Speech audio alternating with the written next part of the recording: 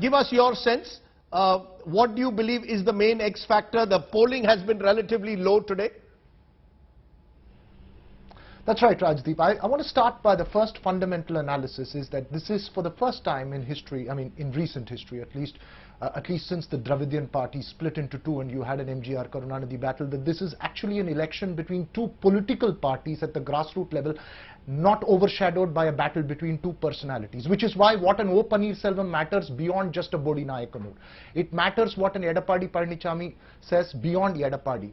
Stalin is not the only campaigner. Unlike in the past, though Stalin has great stature within his party, when Karunanidhi went to campaign, everything revolved around Karunanidhi. Not much attention was focused on the others who campaigned. This time a Stalin matters, a Kanimuri matters, and Udayanidhi matters within their party, though it's all within that family. So I think the first fundamental factor is that compared to previous elections, this is not a two-personality contest, so you might not have a singular kind of result that Tamil Nadu has thrown up in the past.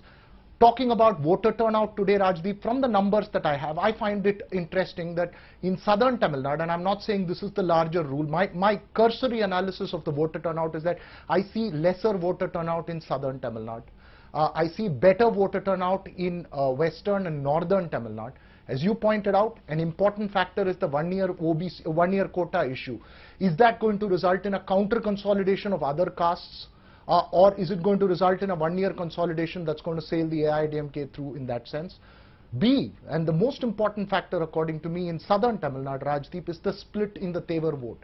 If you take a constituency like Bodi Nayakanur, where O Paneerselvam, the Tevar face of the AIADMK, is contesting, he's contesting against a Thanga Tamilchelvan, who was a sitting MLA who went out. Thanga Tamilchelvan was a three-time representative from the Andipatti constituency, which is a prestige seat in Tamil Nadu.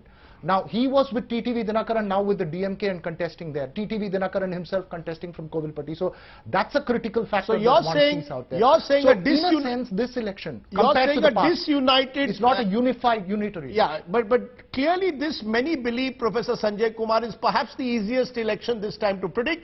10 years is a long time in Tamil Nadu politics. Jayalalitha no longer there. The AIADMK suffered a big defeat in the Lok Sabha elections 2 years ago. Do you believe that one can safely suggest at any stage that the DMK has all the advantages, aces? Or could it be that Palanisami's popularity post-COVID could mean that this is a closer race?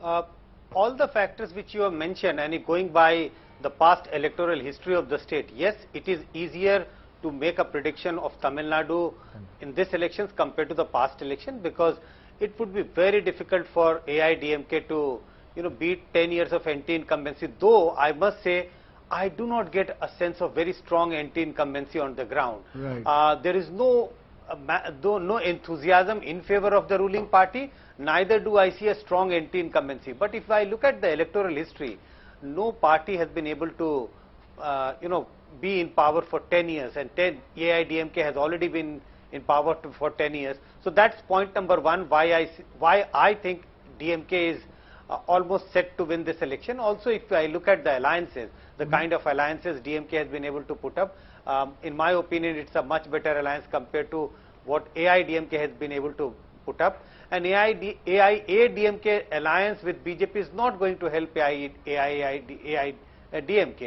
Also, if you look at the pattern of ticket distribution, AIADMK alliance has not given tickets to any Muslims, any Christians, people belonging, candidate belonging to Christian community or Muslim community. While if you look at the ticket distribution, it has been better within the DMK alliance. So all these factors makes me believe that DMK is almost set to win 2021 elections. Interesting. Someone at least putting his putting his cards on the table saying DMK set to win. Yashwant Deshmukh, your survey also seemed to suggest a fairly comfortable victory for the DMK. Anything to have made you change your mind in the last week or 2 weeks? I said this earlier as well, Rajdeep. I mean, with all due credit to the current Chief Minister, I always try to give up a hypothetical scenario that even if Ms. Jayalalitha would have been alive today, she would have found it extremely difficult to, cover the 10 years of anti-incumbency sentiment. So, I mean, let's not blame EPS or OPS for that. They have been actually giving a very wonderful fight, in my opinion. I also see this election as a kind of rebooting of Tamil Nadu politics. You know, when I say rebooting, when the two major characters, political strong characters are no more there, probably we are going to see the base vote of the party organizations in these elections.